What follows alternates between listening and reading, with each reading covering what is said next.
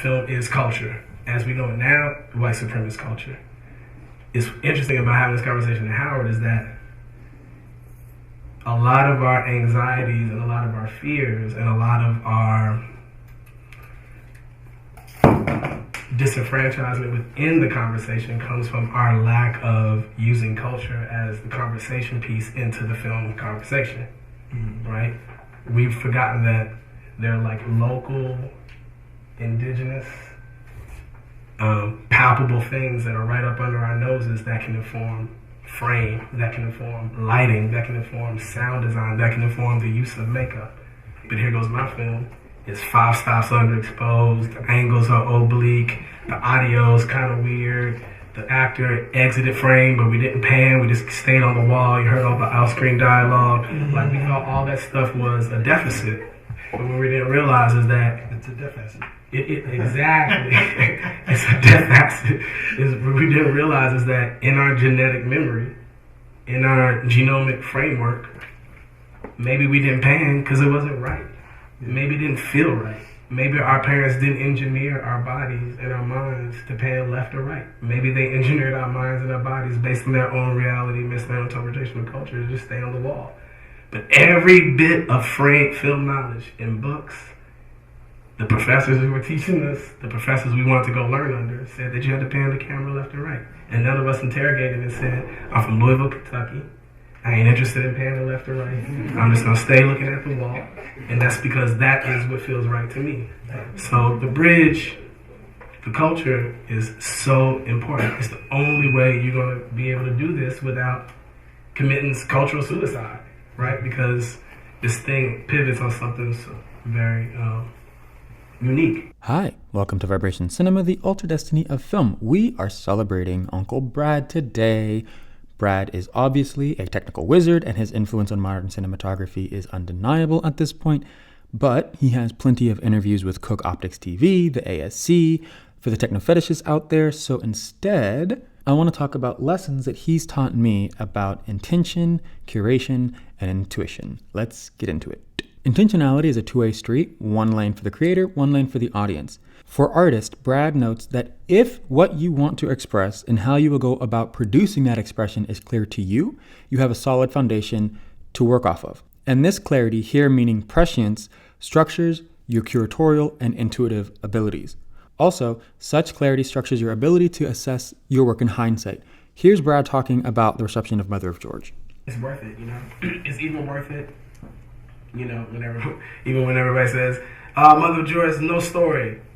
It's no story, but it looks good. And then you say, well, no, there's a story there. It may not be your narrative, but there's a story there.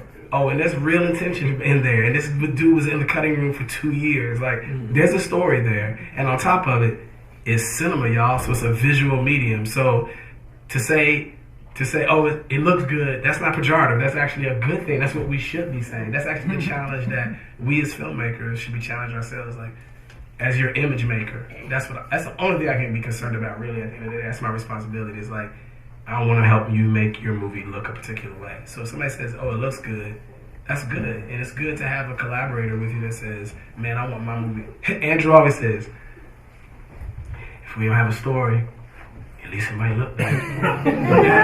and that's not us just saying we abandon the effort. It's just to say that we put a lot of heart and a lot of time and a lot of love and a lot of effort and a lot of attention to this thing, and that pans out, it's good because at least that part of the collaboration worked, you know.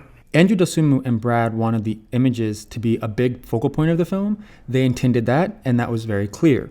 Clear here meaning legible. And when the reception noted that the visuals overpowered the story, it didn't affect them negatively because it proved the strength of their intentions as artists. You noticed the images. Intention as legibility is the other side of this street, right? What you are expressing and how you accomplish it need to be articulate enough for an audience to get. Not to like or agree with, but to get. Which is actually hard when you have to synthesize music and sound and image and performance and narrative and collation to communicate an idea. And that doesn't mean that you have to be all C-spot run about it. It can have an air of mystery, a little bit of that 2+2 kind of storytelling. Like, I don't know what the mirror is about, Why is the mom the wife? Why is he the dad? I don't got a clue, but I know it's not a West Virginia love story. On some level, I get that it's about generations, the sins of the father, both interpersonally and nationally. I'm not smart enough to get it. I'm not Eastern Orthodox enough to get it. I'm not Russian enough to get it, but I get it. And Tarkovsky writes about this in Sculpting in Time, how he got letters pouring in from all over saying despite its obliqueness, Mirror resonated deep. And that was his intention. You aren't supposed to be able to articulate Mirror, you're supposed to feel it. I want to double down on something before we move on, which is that Brad tells us that intention is both what you are expressing, but perhaps more importantly, how you express. Most filmmakers are clear on the former, but not the latter. And whoo boy, I'm going to be scurry again, but a lot of Black academic filmmakers, gallery art filmmakers, are super articulate in describing their work in the former. Beautiful wordsmiths, great gowns, beautiful gowns, but the interaction between sound and image betrays them every time. The methodology of expression isn't there and things get confused. And I kind of go back and forth between whether this is an intentional kind of Rorschach filmmaking, a choose your own meaning kind of style, which I don't really like, or if it's they just don't know how to use the cinematic modes of expression. Regardless, intention is really important and can square the question we asked in Photographing Black Bodies. Intention is at the heart of Brad's lesson on curation, and curation is about collaboration. So like on Ain't Nobody Saints, we were going to put the negative in the toe so much that there really is only about 2 or 3 gaffers in the world that are going to actually walk with you to put the film in the toe that much. One of them is the guy or the dude who shot Belly or Clockers. That's non-negotiable. That's like if you ask Bob Richardson to the up-and-coming DP coming out of some school in the Philippines, they're saying there's no film in the last, and it's not just 2 minutes on, but like there are no films in the last 20, 30, 40 years that have put the film in the toe as much as Malik and Christian were putting Clockers and Belly in the toe. So when we were trying to conceptualize the idea around Ain't Nobody Saints, though we were going to do it together anyway because we'd already made a film together, it just makes sense that this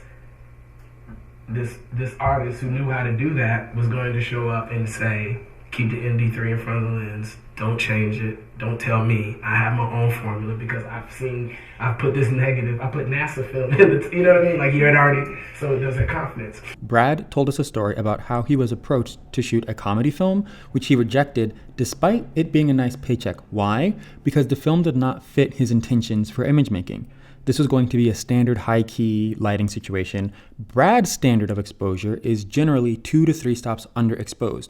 What Brad wants to do does not align with the aesthetics of the comedy genre. Early on, you go for the afternoon meeting, and you know that before you got there were like 5 of the DPs, probably your homies, that showed up for the meeting.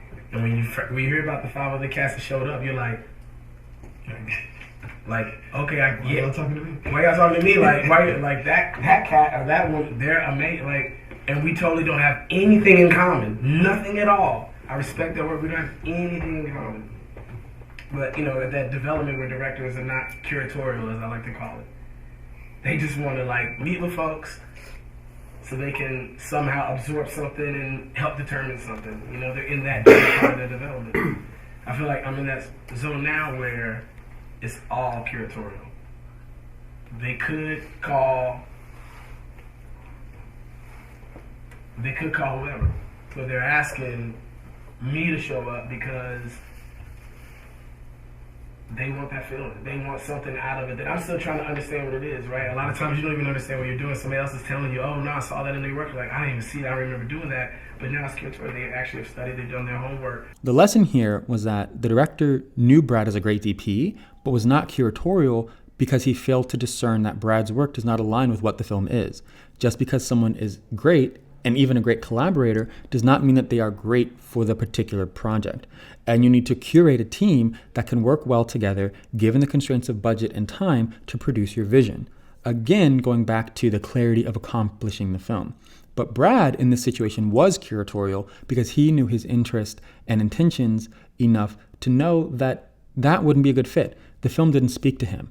But as unlikely as one might think, a science fiction film like The Story of Your Life did resonate with Brad. I chose Arrival for many reasons, but one of the main reasons why I chose to write was because I was a new parent. I had to ultimately ask myself if I was presented a challenging idea or a challenging question about the mortality of my children, how would I respond? The way I tried to approach the relationship between Louise and Hannah was that I took all the other stupid layers that all the baggage we bring to the program as human beings, gender, race, all those things. I try to take those things, then I shouldn't say stupid, but I try to take all those things that are like, I want to live in those things and transfer those things into my relationship with those characters. When I was shooting Hannah, I was ultimately shooting my son. When I was shooting Amy Adams, contemplating the mortality of her child, I was shooting my wife, or I was shooting another loved one who may be faced with the same sort of challenges. And so my approach, again, it kind of goes back to one of your early questions, is like to find myself in the story, to find myself inside the story as the cameraman, or find my career, or find some horizontal, vertical move. If I do this film, then I'll be able to do this other film. Not that. It's like, where am I there, you know? The decision here wasn't about jockeying to work with such a celebrated director or a good career opportunity, but because his new life experience as a father had him thinking about the same ethical considerations as Academy Award nominee Amy Adams. He had something to give to the project, and the project had something to give to him. Well, we were talking earlier about, like, do what feels right for you when it comes to, like, jails and lighting a scene. Do you do the same thing when it comes to framing and composition? Like, do you do what feels right, or do you just go with, yeah? He does what feels right. I don't know what he's going to say, but he does what feels right. Yeah, that's hold on. Even if the situation is, like, emotional, or depending on the, like, type of situation in a dialogue. That's when he really does what's right. What feels right. No.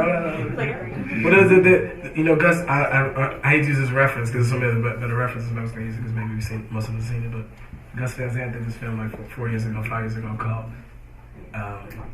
Paramount Park, right? And it was totally inconsistent. Like, one shot to the next shot in the scene was like, something was going on, but I was moved because I was like, I felt free, you know what I mean? Like, I felt free in my own body just watching a filmmaker, a cinematographer not committed to consistency, which for me is like a ball and chain, right? It's like the thing that weighs us down. And if you look at something like A Most Violent Year, it's like precision. It's precision the whole way through. Worked out at the end of the day in some way, form, or fashion, but like a ball and chain. Every frame felt right, but I was also like, the ball and chain was precision, right? I don't know if that's my thing, you know? I just finished this film with Denis Villeneuve, and I was just doing the color grade in Montreal just literally yesterday, and the film is a science fiction film. It's such an inconsistent film. From shot to shot, it's totally inconsistent, and I felt for the first time like, I don't know why. When the spaceship is very structural, the spaceship is very James Turrell. It's like symmetry is out of control. Like, everything is precise. It's a full set too. And it just called for frames that were symmetry, conscious of line, converging lines, etc. I don't remember when I was there what happened. You know, pan right, pan a little left. But when I'm looking at the footage, I see something totally inconsistent. And as I watch the film, I feel like, again, I was just doing what I felt. You know what I mean? Like, in the moment, I just felt like maybe we should be precise. Maybe we should break the precision of the set space by just being free.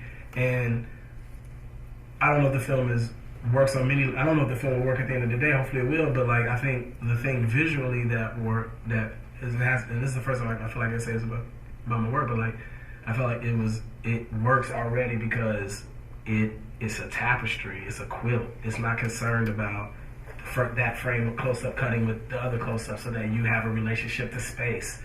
You know what I mean? It's similar to what Curation was saying. It's like, I don't feel like you need to see their face to know the context of the story, you know? The apotheosis of all of this is intuition. When your knowledge of self and craft cement solidly, you have a platform to jump off of and into an instinctual creative space where things are not necessarily immediate, but can be so impactful and surprising. Once you do the rigorous intellectual labor of rendering your intention and curation as natural as breathing, you don't have to think about it and can play.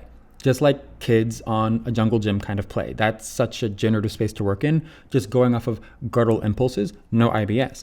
But what I am describing is the way that vibration cinema operates. You just gotta be attuned to the frequency, baby. Brad has some important points about this.